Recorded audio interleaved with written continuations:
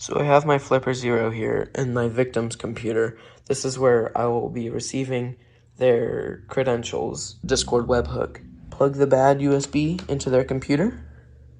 It's plugged in.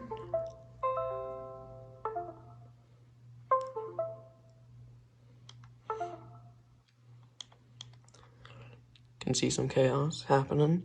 Then we go to the function, the BadUSB function. Click run. Yeah, click run again.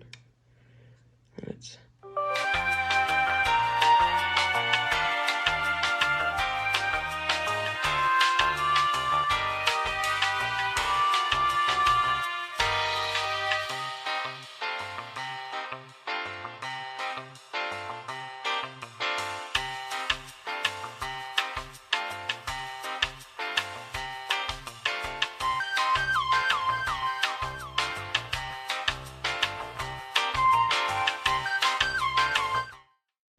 and once it's done, you can see it's at 100% done.